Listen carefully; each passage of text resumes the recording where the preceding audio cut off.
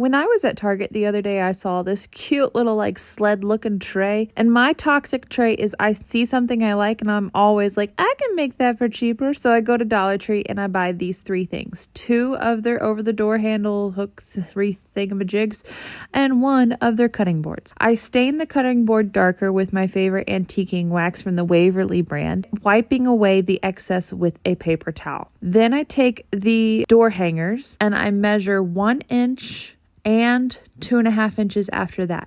And that's where you should cut. Although if I'm being totally transparent with you guys, this is another one that I had on hand. I didn't actually measure the ones that I actually used. But looking back, I wish I would have. So do as I say, not as I do. But anyway, I use my bolt cutters to cut those down to size. And then I used Dollar Tree's dupe of their E6000, this super glue. And that part that hangs over the door is now flipped backwards from where it originally was. And then I glue it to the longest part that actually like hooks and holds the wreath.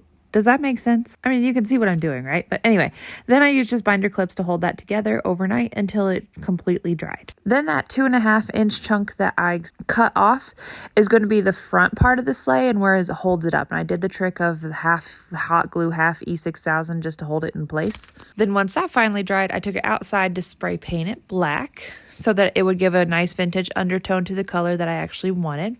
Then brought it inside and used my favorite European gold rub and buff to give it a nice vintage look. This is where somebody's going to say, but now you just spent $30 on all the products. You could have gone and just bought the sleigh for... I know, but I already have all this on hand, so it didn't cost me anything. Calm down.